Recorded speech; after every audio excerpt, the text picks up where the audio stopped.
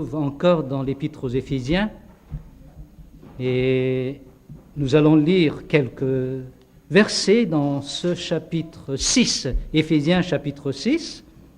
On est toujours dans ce chapitre encore jusqu'à maintenant. Vous savez très bien que nous avons fait une étude plus ou moins systématique de cet épître de l'apôtre Paul aux Éphésiens et nous sommes arrivés au dernier chapitre. Bon, lisons ces quelques versets du dernier chapitre d'Éphésiens. Verset 10 jusqu'au verset 17. Au reste, fortifiez-vous dans le Seigneur et par sa force toute puissante, revêtez-vous de toutes les armes de Dieu afin de pouvoir tenir ferme contre les ruses du diable. Car nous n'avons pas à lutter contre la chair et le sang, mais contre les dominations, contre les autorités, contre les princes de ce monde de ténèbres, contre les esprits méchants dans les lieux célestes. C'est pourquoi prenez toutes les armes de Dieu, afin de pouvoir résister dans le mauvais jour et tenir ferme après avoir tout surmonté. Tenez donc ferme, ayez à vos reins la vérité pour ceinture, revêtez la cuirasse de la justice, mettez pour chaussure à vos pieds le zèle que donne l'évangile de paix. Prenez par-dessus tout cela le bouclier de la foi, avec lequel vous pourrez éteindre tous les traits enflammés du malin. Prenez aussi le casque du salut et l'épée de l'esprit qui est la parole de Dieu. Faites en tout temps, par l'Esprit, toutes sortes de prières et de supplications. Veillez à cela avec une entière persévérance et priez pour tous les saints. J'ai eu l'occasion de dire quelque chose au départ que je n'ai pas suivi pendant ma lecture. Je ne sais pas si vous l'avez remarqué. Je ne l'ai pas fait exprès, mais c'est arrivé, mais je l'ai constaté à la fin. Moi, j'ai dit que nous allons lire le verset 1 jusqu'au verset 17, mais je suis arrivé au verset 18. Cela prouve dans un sens, la parole que j'ai dite n'était pas vraiment imprégnée dans ma tête. Je l'ai simplement dit comme cela, mais ce n'était pas tellement réfléchi. Et sur le coup, j'ai dépassé le verset 17. Et c'est pour nous dire que quand nous écoutons la parole de Dieu, nous sommes oublieux, comme nous dit la Bible. Et des fois nous entendons, mais ça rentre et ça sort, comme l'eau sur le dos d'un canard. Que ce soit un canard sauvage ou bien un vrai canard, c'est toujours la même chose. Que nous soyons sauvages ou non, c'est toujours la même chose. La parole de Dieu, ça rentre et puis ça sort aussi. Mais nous avons eu l'occasion de voir la raison pour laquelle cette parole ne reste pas en nous. Notre sœur tout à l'heure nous a résumé. J'allais dire, je ne vais plus faire un résumé parce qu'elle a déjà résumé ce que nous avons déjà enseigné ici. C'est qu'il y a une grande différence entre la parole de Dieu qui reste simplement une connaissance dans notre tête, que nous appelons logos en tout cas, entièrement objectif à nous, en dehors de nous, extérieur de nous. Et aussi le mot réma qui veut dire la parole encore, réma de Dieu, qui est celle qui est subjective, qui entre dans notre vie et qui nous touche réellement, qui nous imprègne et qui change notre vie. La Bible nous dit clairement qu'aucune tentation ne nous est survenue qui n'ait été humaine, nous dit la Bible. Je vais citer cela. Et Dieu, qui est fidèle, ne permettrait pas que vous soyez tentés au-delà de vos forces, mais avec la tentation, il préparera aussi le moyen d'en sortir, afin que vous puissiez la supporter. Nous passons dans des moments difficiles dans notre vie, nous passons devant des tentations et nous sommes incapables de résister et nous tombons. Pourquoi? Voilà la grande question. Pourquoi? Il suffit d'un rien et nous ne sommes pas capables de venir à la réunion de... Vous citez quelques réunions là. Question. Il suffit d'avoir une fête de Père et vous ne venez pas cet après-midi. Une simple fête de Père et vous n'aimez pas la parole de Dieu après. Chose étonnante. À cause de la fête de Père, vous n'allez pas travailler? Est-ce que la parole de Dieu est importante pour vous? Ne vous étonnez pas si ça ne change pas votre vie. Il y a des gens qui viennent écouter, ça ne rentre pas et vous ne venez pas, c'est pire encore. Vous comprenez ce que je suis en train de dire là? Vous ne venez pas pour écouter la parole de Dieu. Qu'est-ce qu'elle va faire dans votre vie, cette parole, si elle n'est pas chez vous? Elle ne peut pas être l'arima dans votre vie si elle est toujours extérieure à vous-même.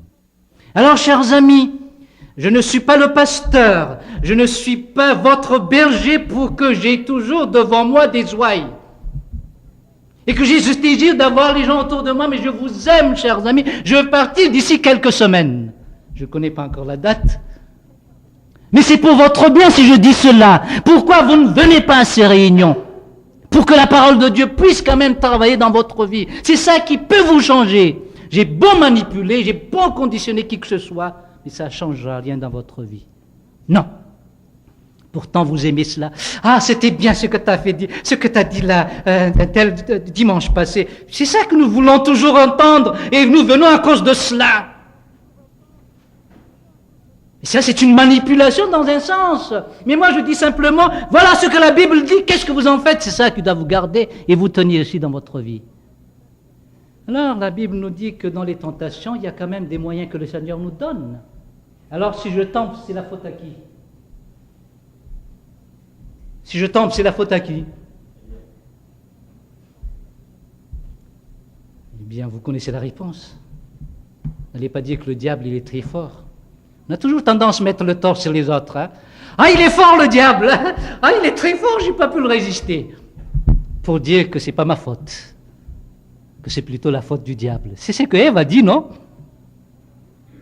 Bien, ma femme, elle m'a... Mon mari m'a... Bon, elle est forte, la femme, il est fort, le mari. C'est ce qu'Adam a dit, non? Des excuses, chers amis, qui vous accusent. Qui s'excuse? Vous connaissez le dicton? S'accuse. Pourquoi vous tombez? C'est votre propre faute. Mais où se trouve le vrai problème? Eh bien, Paul nous a montré dans ce passage que Dieu nous a donné une panoplie, qui est la panoplie de Dieu lui-même, c'est-à-dire les armes de Dieu. Panoplie, c'est le terme grec pour dire les armes de Dieu, panoplie divine. Dieu nous a donné des armes, les armes divines en tout cas, pour que nous puissions résister aux moments difficiles. Et il y a 3 armes qui sont capables de nous amener à rester fermes et résister aux tentations. La première, c'est la vérité. On enseigne la vérité pendant ces moments d'enseignement. Et c'est cette vérité qui est notre ceinture qui va nous garder à rester toujours droit. Quelqu'un qui combat, qui a toujours cette attitude est déjà vaincu. En psychologie, en tout cas, on dit que nous avons toujours tendance à revenir à notre sein maternel. Et dans le sein maternel, nous avons cette attitude, vous savez très bien, courbée comme ça. Hein? Ça, c'est une attitude fœtale que nous avons tous. Et nous nous sentons en sécurité dans cette situation, dans cette position. Et vous voyez, quand les gens tombent dans la dépression, automatiquement, ils commencent à se baisser, à courber. Et s'ils sont vraiment déprimés à l'extrême, là, ils sont comme ça. Allez dans les asiles psychiatriques, vous allez trouver cela. Ils sont déjà vaincus dans la vie, donc courbés. Mais dans la marche chrétienne, nous avons besoin d'une ceinture pour nous garder droit comme ça, pour qu'on reste toujours droit. Et vous savez, les gens qui travaillaient aussi avec les bulldozers là, mettent toujours des ceintures de cette grandeur pour garder la colonne vertébrale et aussi garder droit toujours. Et c'est la vérité, c'est le rôle de la vérité. Elle est là pour nous garder à rester fermes dans les tentations. Mais il y a aussi la justice. La justice, c'est la cuirasse. Voilà l'image que nous avons lue tout à l'heure. Hein. La cuirasse qui va... certes, protéger mon thorax, mais en même temps, garder mes épaules hautes. Quand vous courez, chers amis, ne courez jamais comme ça. Vous allez être fatigué. Mais il faut toujours avoir les épaules hautes. Et j'ai vu ça à Toronto, au YMCA. Quand j'étais étudiant à Toronto, je me rappelle très bien, il y avait un jeune homme que je voyais à chaque vendredi qui courait, qui faisait toujours le tour. Et le tour à l'intérieur, là, la piste intérieure. Merci, Daniel. Et le coach derrière lui qui le suivait toujours. Et le coach n'arrêtait pas de dire « les épaules !»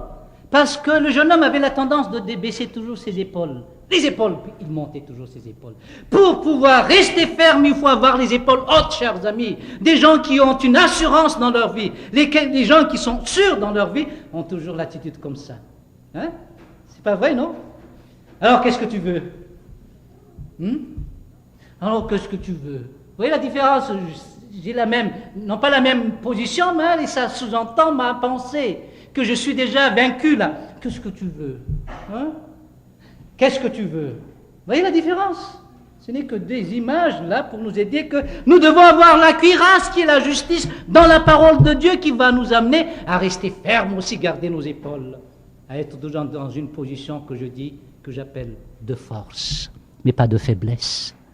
Troisième arme que nous devons avoir pour nous amener à rester toujours fermes. Quand vous faites du skate, là, du patin sur glace, du hockey, qu'est-ce que vous avez comme genre de chaussures?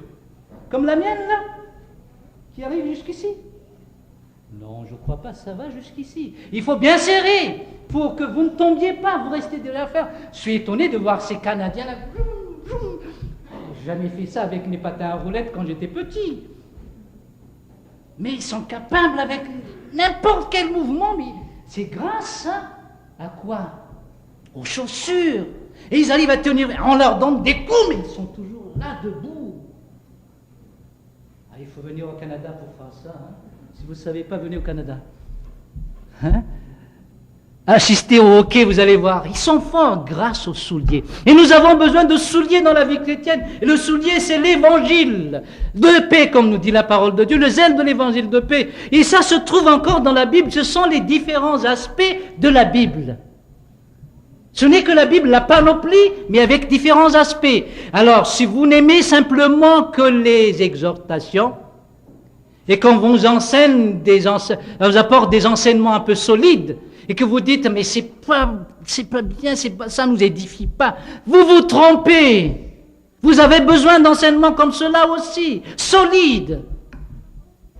Non pas toujours des exhortations qui nous encouragent tous les jours.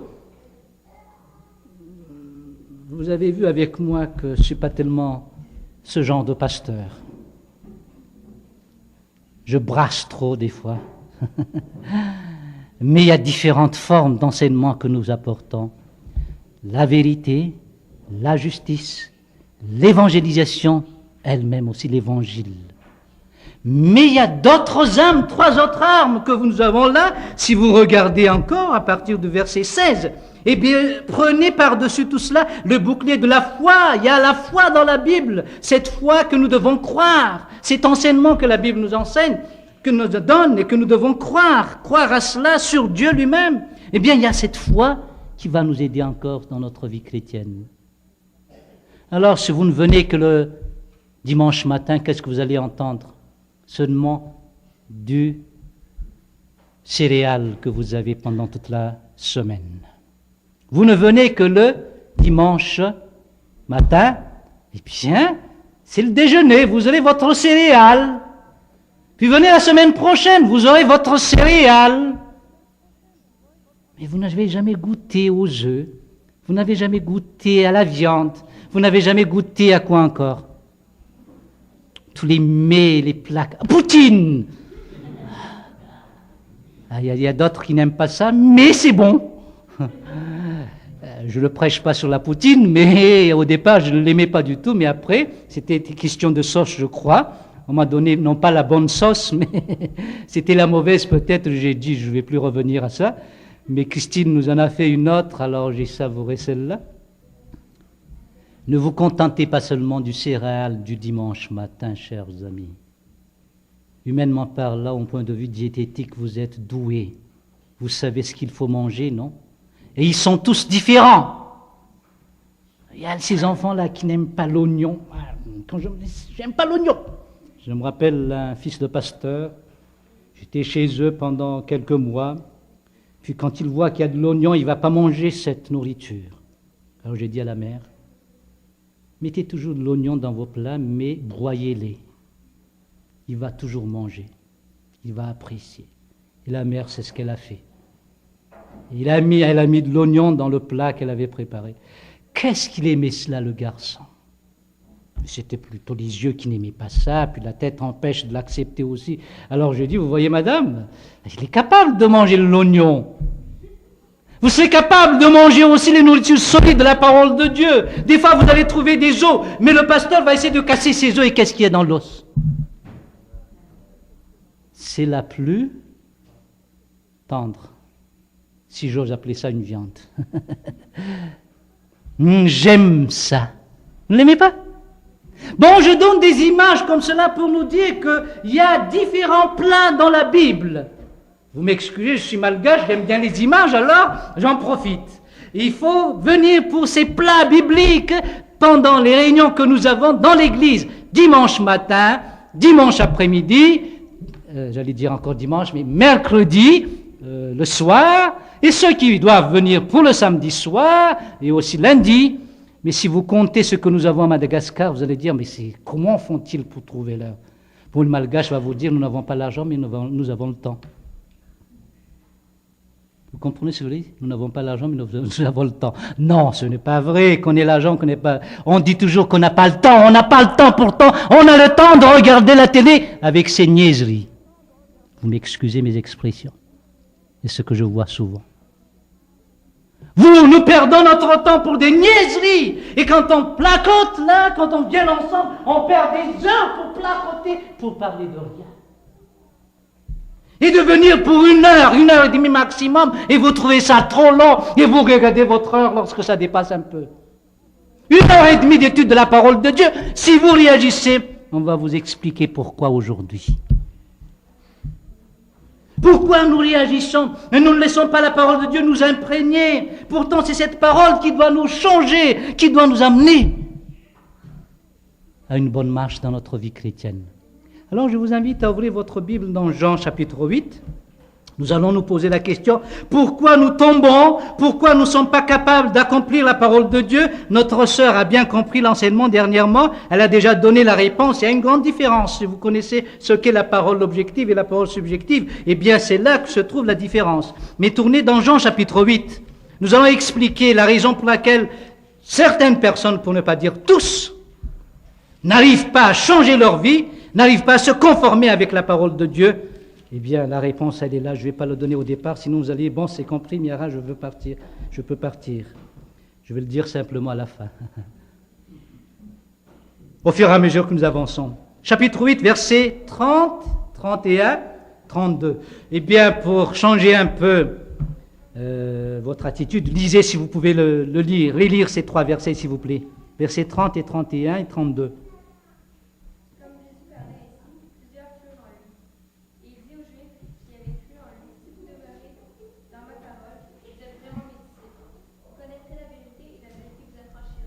Ah, c'est beau ce dernier verset, hein.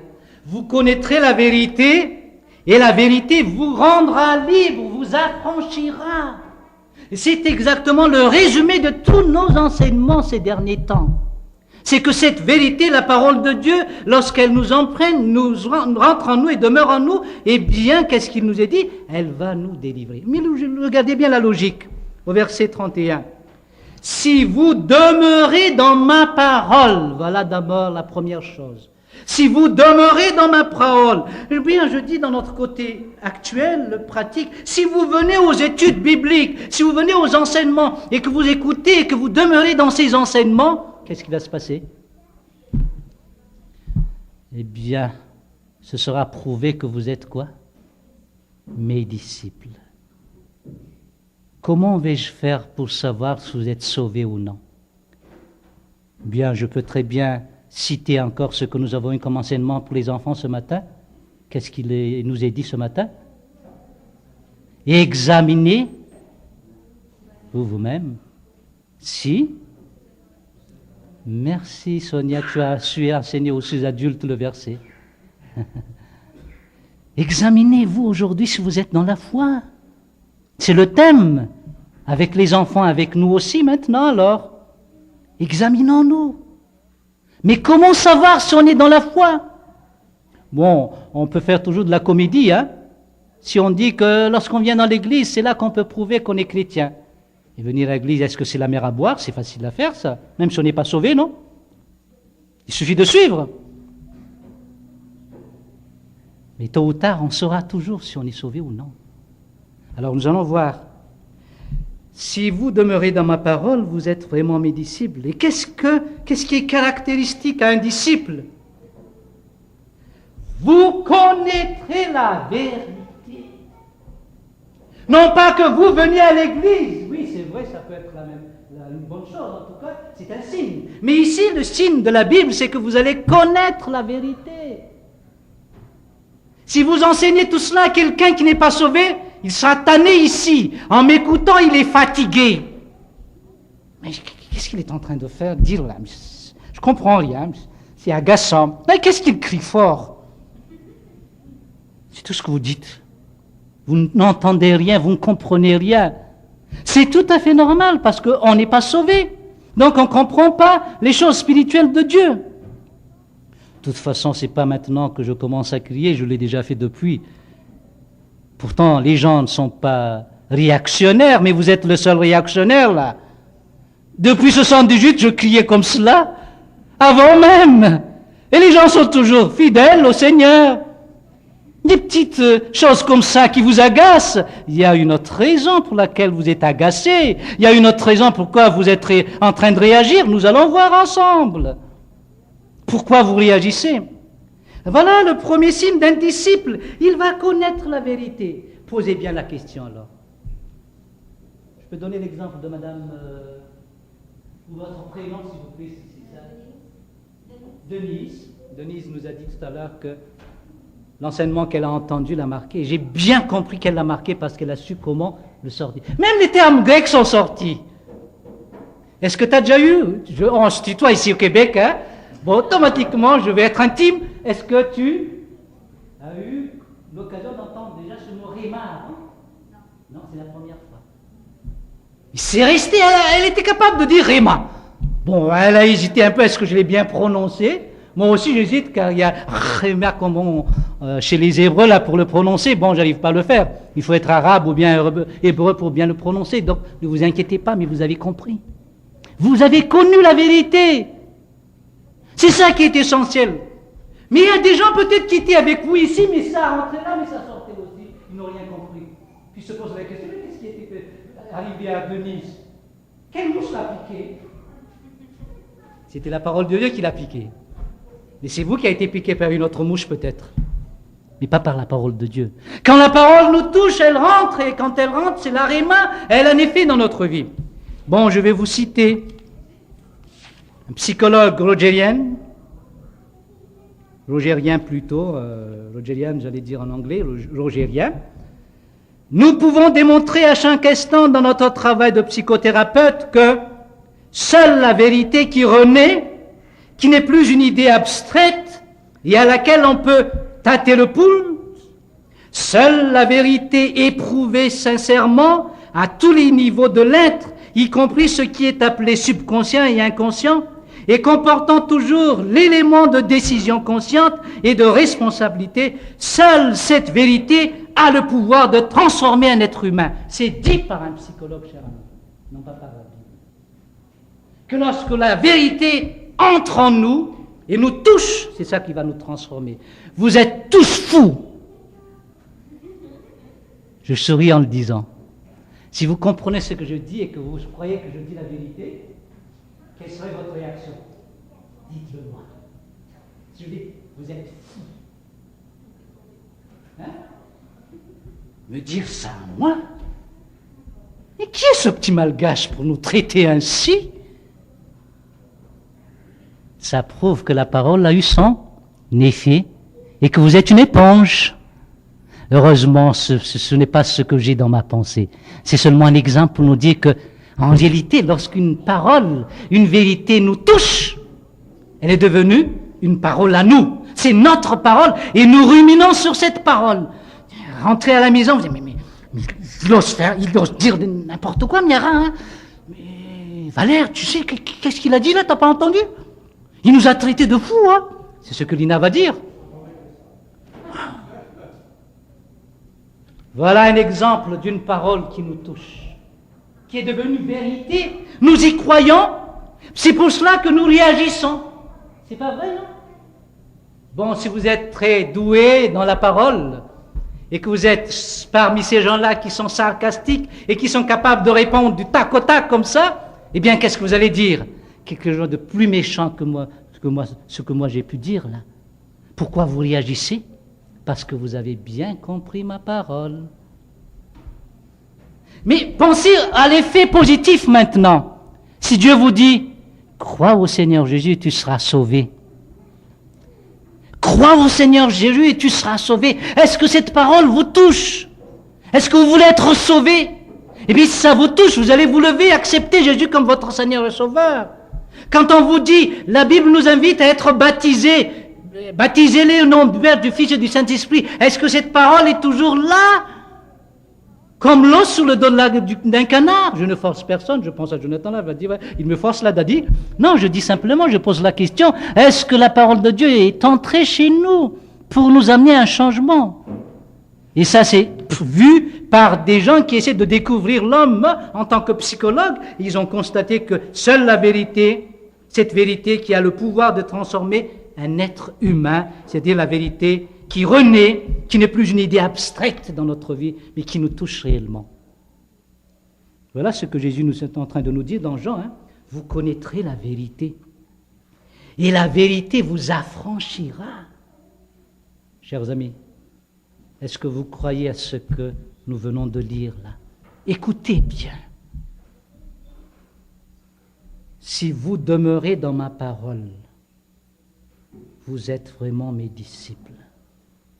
Vous connaîtrez la vérité et la vérité vous affranchira. Vous y croyez que cette vérité va vous affranchir? C'est la raison pour laquelle vous êtes encore esclave de quelque chose, parce que la vérité est restée toujours une connaissance simplement abstraite, une connaissance abstraite là. Et vous savez très bien que des connaissances qui remplissent la tête, ça fait enfler, non pas seulement la tête, mais ça enfle la personnalité, la personne elle-même. Et la Bible le dit, la connaissance enfle. Et vous êtes un rachitique spirituel. Un rachitique spirituel, c'est quelqu'un qui a une grosse tête. Voilà ce qu'on appelle un rachitique, mais qui a le corps petit, surtout les pieds frêles. Puis il marche comme ça, puis la tête elle est grosse, puis peut-être que la tête se balance à droite, à gauche aussi. Pensez à ces rachitiques. Et en plus, ils ont des gros ventres, pourtant ils n'ont rien mangé. Voilà ce qu'on appelle un rachitique. Mais c'est votre cas si la connaissance reste seulement dans la tête. Vous savez citer des versets bibliques, non? Jean 3,16. Madame Gingras, elle est forte, car Dieu a tant aimé le monde qu'il a donné son Fils unique, afin que quiconque croit en lui, mais qu'il ait la vie éternelle. Mais est-ce que c'est vrai dans votre vie? Est-ce qu'elle reste simplement une connaissance? Si vous voulez être sauvé, Dieu vous a aimé. Dieu a tant aimé le monde qu'il a donné son Fils unique, afin que quiconque croit ne périsse point, mais qu'il ait la vie éternelle. Si ça vous touche, vous allez croire, et vous allez avoir la vie éternelle. Voilà ce qu'on appelle une réma, la parole de Dieu qui nous touche en tout cas. Maintenant, nous allons répondre à notre question. Elle est seule. Pourquoi les gens n'arrivent pas à obéir à cette parole? Pourquoi nous réagissons devant cette parole? Eh bien, voici la première réaction au verset 33 des Juifs. Écoutez bien au verset 30. Comme Jésus parlait ainsi, plusieurs crurent en lui. Et verset 31, et il dit aux Juifs qui avaient cru en lui, vous m'excusez, il dit aux Juifs qui avaient cru en lui. Donc il y avait eu des Juifs qui ont cru, c'est ça? Et les Juifs, dans le contexte de Jean, ce sont les autorités ecclésiastiques. Donc des autorités ecclésiastiques, des prêtres qui ont cru. Et comment savoir s'ils ont vraiment cru? Bon, on l'a entendu par leur bouche, non? Mais ce n'est pas suffisant.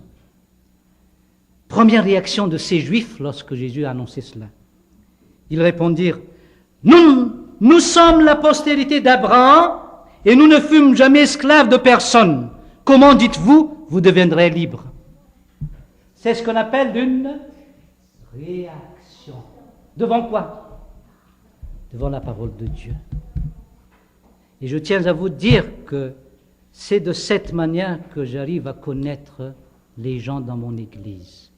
Leur réaction devant la parole de Dieu. Certes, plus tard, ils vont trouver des excuses, ils vont trouver des boucs émissaires, ils vont trouver des raisons pour lesquelles ils réagissent. Ils vont dire, c'est parce que toi tu as... Mais en réalité, qu'est-ce qui les a touchés? C'est la parole de Dieu. Alors faites attention lorsque vous réagissez devant la parole de Dieu, c'est un mauvais signe. Je ne vois pas la raison pour laquelle ils doivent réagir là. Vous connaîtrez la vérité vous affranchira, vous rendra libre. Puis ils réagissent, ah non, ils ne sont pas esclaves. Quelle réaction! Et cette réaction démontre qu'ils sont vraiment esclaves. Des fois, nous essayons de cacher, mais notre réaction démontre la vérité. Notre réaction démontre la réalité en nous. Lorsque nous nous fâchons, en entendant l'enseignement ou la parole de Dieu. Jésus répondait, au verset 37, « Je sais que vous êtes la postérité d'Abraham, il n'y passe là le Seigneur, mais vous cherchez à me faire tuer. » Des gens qui croient en lui, qui cherchent à tuer Jésus-Christ. Il sait déjà la pensée. Tuer, ça ne veut pas dire nécessairement prendre le couteau et mettre le couteau sur la personne. C'est dans la pensée d'abord. Jésus-Christ sait très bien que ces gens-là qui croient en lui cherchent maintenant à le tuer. Et vous avez toujours cette réaction lorsque vous n'écoutez, vous n'acceptez pas la parole de Dieu. Vous avez envie de faire quelque chose de méchant. Envers qui? Miara. Plus tard, vous allez dire, Miara, il a dit ceci, Miara a dit cela, Miara a dit, pour attaquer Miara. Où est le problème de Miara? Je lui ai apporté l'enseignement, c'est tout. Et ça vous a touché, et vous ne pouvez pas l'accepter. Ah, il me brasse trop, lui. Je ne connaissais même pas votre vie, je ne connais même pas votre vie, je ne cherchais même pas à connaître.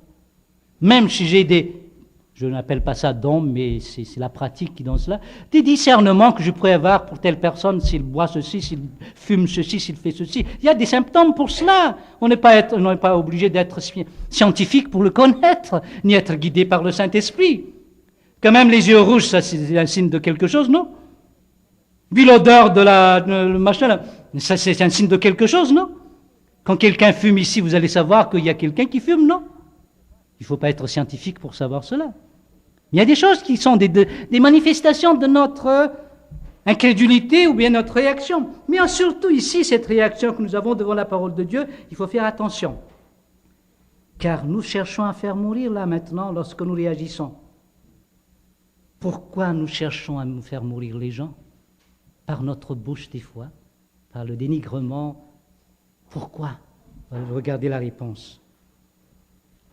Vous cherchez à me faire mourir parce que ma parole ne pénètre pas en vous. Voilà un terme utilisé par Jésus-Christ lui-même pour nous dire ce que c'est que la rhéma qui doit nous pénétrer.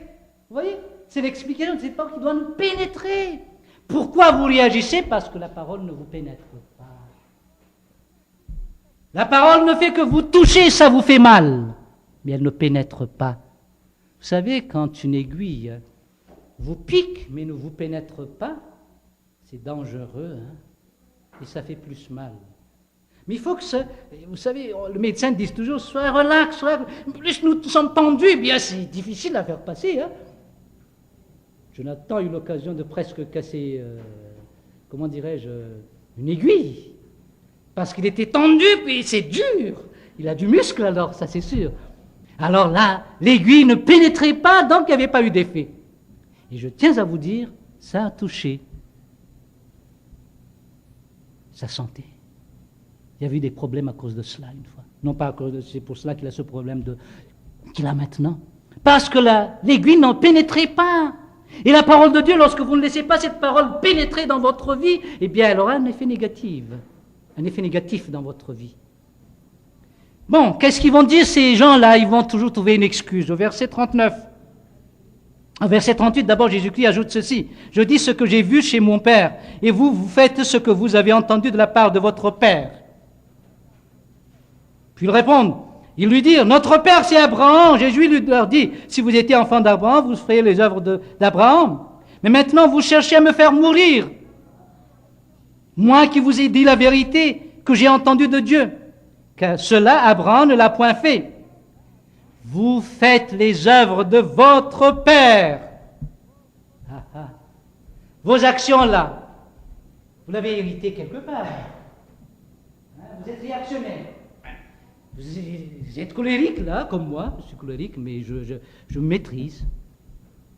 Vous me voyez toujours doux, c'est parce que je me maîtrise. Mais je suis très colérique, comme tout le monde qui est colérique. Mais le Seigneur peut nous transformer. Mais pourquoi vous réagissez? Vous ne savez même pas maîtriser tout cela et vous éclatez. C'est notre question l'après-midi, dimanche passé, non? Vous êtes parti très loin dans votre colère, là, plus qu'il le faut. Si à cause de votre père, c'est héréditaire, chers amis, c'est la fête des pères. On pense au père, là, maintenant. Donc c'est à cause de votre père. Bon, laissons là d'abord. Continuons. Verset 41. Nous ne sommes pas des enfants illégitimes, nous avons un seul Père, Dieu. Mais ils ont toujours des réponses à donner, ces Juifs. Hein? Vous faites cela, c'est à cause de votre Père, c'est héréditaire. Non, nous avons un seul Dieu. Un seul Père, c'est Dieu. C'est Dieu notre Père, nous croyons en ce Dieu. Eh bien, voici la réponse de Jésus-Christ. Si Dieu était votre Père, vous m'aimeriez, car c'est de Dieu que je suis sorti et que je viens. Et je ne suis pas venu de moi-même, mais c'est lui qui m'a envoyé. Pourquoi ne comprenez-vous pas mon langage? Tout à l'heure, il a dit, la parole de Dieu, ma parole ne pénètre pas. Maintenant, il dit, vous ne comprenez pas mon langage. Ah, problème de compréhension, là. Et Jésus-Christ était en train de parler en malgache. Pour un juif, pourtant c'était en juif, en hébreu. Ils n'ont rien compris, plutôt en grec, ils n'ont rien compris. On va mettre toujours le tort sur celui qui enseigne. Il parle trop haut, là, on ne comprend pas. N'allez pas dire ça à Miara. Est-ce que je parle trop haut toujours? Je suis trop simple des fois, non? N'allez pas dire qu'il ne prêche qu'en malgache. Hein? C'est toujours en malgache que je prêche ici? Ce ne sont que des excuses. Ah, il a sa manière de voir en tant que malgache, il ne comprend pas. Mais je suis québécois, moi, à moitié. J'ai eu l'occasion de vivre au Québec pendant des années, non? Je connais ce Québec et j'ai vu l'évolution, c'est vrai. Je suis peut-être en retard avec l'évolution. Mais j'ai une partie de mon cœur chez vous. Si j'arrive à m'adapter sans problème, c'est parce que mon cœur est là. Il y a quand même le don que le Seigneur me donne aussi, peut-être. N'allez pas trouver ces excuses pour laisser la parole de Dieu ne pas entrer dans votre vie. Ne réagissez pas. Écoutez la parole de Dieu. Essayez de comprendre cette parole de Dieu. Laissez-le vous pénétrer. Laissez-la vous pénétrer, cette parole de Dieu. Vous allez voir l'effet après. Mais les Juifs, ils ont réagi. Ils ont toujours des réponses. Mais Jésus dit, vous ne comprenez pas mon langage. Mais pourquoi? Il donne la réponse. Parce que vous ne pouvez écouter ma parole. Vous voyez l'explication de Jésus-Christ. La parole ne pénètre pas. Pourquoi? Parce qu'ils ne comprennent pas. Pourquoi ils ne comprennent pas? Ici, là, ce que nous venons de lire là. Vous ne pouvez pas écouter ma parole. Ils sont capables d'écouter. Alors, ça ne rentre pas. Ça. Vous connaissez très bien le dicton. Quel est ce dicton? Un autre, mais un autre, qui est-ce qui est plus sourd que celui qui ne veut pas entendre. Moi, j'arrive à faire passer un message à un sourd. Mais des fois, j'ai du mal à faire passer un message à quelqu'un qui entende bien. Et le signe, des fois, c'est trouver plus tard, lorsqu'après avoir prêché, vous avez vu quelqu'un d'autre qui ont été touchés, puis d'autres qui n'ont rien compris. Je pose la question. Le message que notre sœur Denise a entendu, l'a touché. Est-ce qu'elle vous a touché aussi? Il va se toucher aussi ce message. Ou bien c'était de l'eau sur votre dos? Voilà un symptôme en tout cas sur notre état d'âme. On me dit ceci, on me dit cela peut-être, ton message, ceci. Mais pourquoi les autres ont été touchés? Et toi? Tu n'as pas été touché. Pourquoi? Parce qu'on n'écoute pas. Et lorsque vous avez déjà à l'avance le message qu'on va prêcher, qu'est-ce que vous allez faire des fois? Vous ne venez pas. Ça ne vous est jamais arrivé? J'ai failli faire cela une fois dans ma vie. Je voulais raconter cette histoire une fois qu'on avait annoncé qu'on aura un message sur les anges. Puis moi, j'ai dit, quand j'étais en France, j'ai fait des études sur les anges, j'ai fait toute une exégèse là-dessus, j'ai fait ceci, j'ai présenté, j'ai eu des bonnes notes pour cela. Bon, je vais perdre mon temps en venant à cette réunion pour écouter quoi? Non, l'heure n'est pas encore arrivée. Pour faire quoi? Pour rester là, à ne pas avancer dans ma vie chrétienne. Et je tiens à vous dire, je suis resté quand même. Et après le message, Dr. Gurr a dit, est-ce que quelqu'un a été touché par la parole de Dieu? Qu'il se lève. Et je tiens à vous dire qu'il y avait eu 3/4 des gens qui se sont levés. J'étais là assis. Et je me suis posé la question. Qu'est-ce qu'ils ont compris là? Moi, j'avais rien compris. Ça ne m'a pas du tout touché. Mais ils étaient 3/4 de... C'est une grosse église, hein? Tu connais très bien Daniel, l'église de Jervis Street. Hein? C'est 3/4 de ces gens-là qui, comment dirais-je, se sont levés pour dire que la parole de Dieu les a touchés. Hein? Où est le problème? C'est chez moi. Vous comprenez? Ça a été une paire de claques pour moi. Parce que je ne voulais pas que la parole de Dieu pénètre dans ma vie. J'étais en train de critiquer ce pasteur quand il prêchait. C'est ce qu'il ne fallait pas dire, c'est ce qu'il ne fallait pas faire, ceci ou cela. Eh bien, chers amis, j'aimerais bien terminer ce message avec cet exemple de Jean, en continuant encore l'histoire. Pourquoi ne comprenez-vous pas mon langage? Parce que vous ne pouvez écouter ma parole. Et la suite au verset 44, vous avez pour père le diable, et vous voulez accomplir les désirs de votre père. Il a été meurtrier dès le commencement. Au verset 47, celui qui est de Dieu écoute les paroles de Dieu. Vous n'écoutez pas. Dites-moi la suite, s'il vous plaît. Parce que vous n'êtes pas de Dieu. C'est très fort, chers amis. Hein?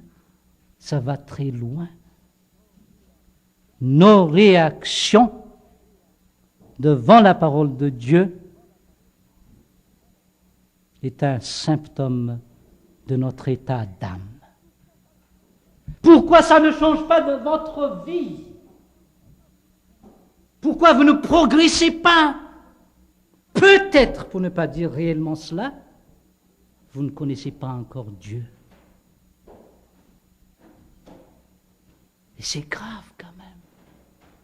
Vous avez perdu votre temps jusqu'à maintenant avec...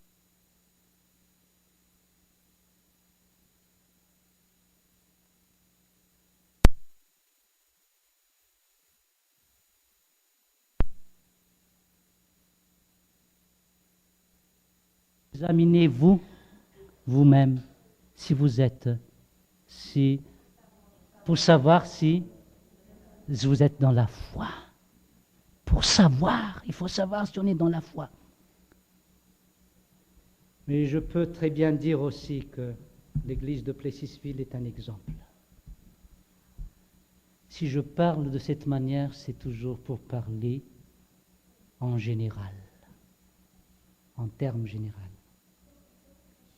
Je sais très bien qu'il y a des gens qui ont par nature une réaction, qui réagissent par nature avec une logique. Mais ces gens-là, j'ai vu des changements dans leur vie. J'ai vu des changements. Je vous ai déjà dit qu'arrivé ici, je savais déjà plus ou moins telle réaction, ça s'entend ceci ou cela, hein, grâce à la parole de Dieu. Mais je tiens à vous dire que je vous regarde aussi. Je vois, chers amis, des changements. À Valère, l'après-midi, là, le dimanche, tu commences après le repas, là, tu commences à somnoler, là, ça t'arrive le dimanche surtout. Pourtant, tu viens le dimanche soir, l'après-midi.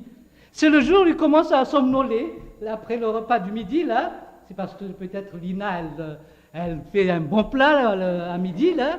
Et puis, c'est à 3 heures que souvent, 2 heures, 3 heures, qu'on commence à avoir le goût de la sieste. Chez nous, ça se pratique, la sieste, hein? La siesta, chez les Espagnols. Mais je vois ça un exemple, pour vous dire que j'ai jamais vu Valère rater cette réunion s'il est ici. Est-ce que je me trompe? Non.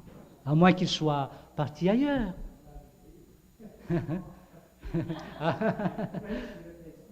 Oui, mais je cite simplement cet exemple pour dire qu'il y a des changements, non?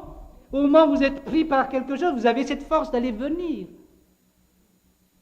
Mais j'ai vu M. Dion, et je le vois encore juste quelques semaines après son opération, il vient à l'église, je veux venir à l'église. C'est pas merveilleux ça, non? Et vous qui avez la force, toutes les forces possibles pour venir, il y a un frein qui vous tient quelque part, qui vous arrête de venir. Je vois ces changements, chers amis, je vois ces vies qui encouragent. Et quand j'écoute vos prières, comme notre sœur tout à l'heure qui a rendu témoignage, vous avez prié dans vos prières aussi, et vous sortez la parole de Dieu dans vos prières. Mais c'est un changement, non? On a apporté d'autres choses nouvelles. Moi, quand je vois pendant la réunion des moniteurs et monitrices, chers amis, on critique les moniteurs, hein? Et mettez-vous à leur place. Ils croyaient bien faire et avoir bien fait vraiment. Et vous dites, non, c'est pas comme ça. Oh, ce n'est pas facile. Je connais Sonia, je connais Valère. Martha, il ne dit pas, mais je connais ses réactions. Je connais tout cela. Mais je tiens à vous dire, chers amis, il y a des changements. Hein, Valère, c'est pas vrai, tu vois pas ça, non? Dans notre réunion, tu n'as pas vu des réactions négatives. Il y a des changements. Je vois nos enfants qui viennent à chaque dimanche. Venir. Quand ils étaient venus ici au départ, mais ils bougeaient toujours, je vois ça même. Ils bougeaient comme moi, je bouge trop. Ils bougent toujours, hyperactifs. Est-ce que vous l'avez vu bouger ce matin? 3 dimanches, il était sage. Et là, nous avons entendu le témoignage des petites filles, là, de la petite fille, aussi de petits garçons ce matin, non? Même les enfants sont touchés par la parole de Dieu et trouvent un changement dans leur vie. Alors j'aimerais terminer sur ce côté positif. J'ai été très direct tout à l'heure, c'est le côté négatif, et paraît vraiment très... Il n'y a pas de compromis, mais d'un côté je trouve ce côté positif aussi, qui m'encourage, chers amis. Pourquoi je suis toujours fidèle dans mon enseignement? Parce que je vous vois progresser, je vois le changement dans votre vie. Et ça, c'est encourageant. Alors, continuez dans cette bonne œuvre, chers amis. Progressez dans la compréhension de la parole de Dieu. Et si vous lisez Jean, vous allez trouver 2 types de personnes. La première, c'était les Juifs. La deuxième, ceux qui croient. Les Juifs, au départ, croient, mais finissent par tuer Jésus-Christ. Ils réagissaient toujours. Mais ceux qui croient réellement, on ne dit jamais qu'ils ont cru. Mais pourtant, ils ont cru. Et on voit cette progression, et ce n'est que plus tard qu'on a dit, ils croient, ces gens-là. Donc ils progressent dans la croissance. Et je vois dans votre vie, vous progressez dans tout cela. Hein? Bon, question d'autre chose que j'ai touché ici, est-ce que vous n'avez pas vu de changement dans votre vie? Je crois que vous en avez vu, non? Bon, louez le Seigneur pour cela. C'était la parole qui a touché votre vie. Moi, en tout cas, des fois, ma réaction vous fait réagir. Je suis très direct, mais par amour, je fais tout cela. Mais du tac au tac, des fois je réagis, mais par amour que je le fais, mais pour nous amener à aimer plus la parole de Dieu que Miara. Vous comprenez ce que je dis par là? Je ne veux pas que ce soit les paroles de Miara qui restent quand je pars, mais que ce soit la parole de Dieu. C'est pour cela que des fois je suis très direct, pour que vous ne rappeliez pas ce Miara, mais plutôt la parole de Dieu, qui vous a touché et qui a changé votre vie. Et vous avez vu ça dans votre vie. Progressez, chers amis, dans cela. Mais ceux qui ne sont pas encore sauvés, qui savent très bien que la parole n'a aucun effet dans leur vie, qu'ils réfléchissent et qu'ils cherchent à accepter Jésus comme leur Seigneur et leur Sauveur. Et ils sont sauvés. Je ne blâme pas les gens qui sont comme dans ce sens-là. C'est déjà eux, qu'est-ce qu'on peut faire? Mais le Seigneur peut les amener à être convaincus de leur perdition et d'accepter Jésus comme leur Seigneur et Sauveur. Je m'arrête là. Amen.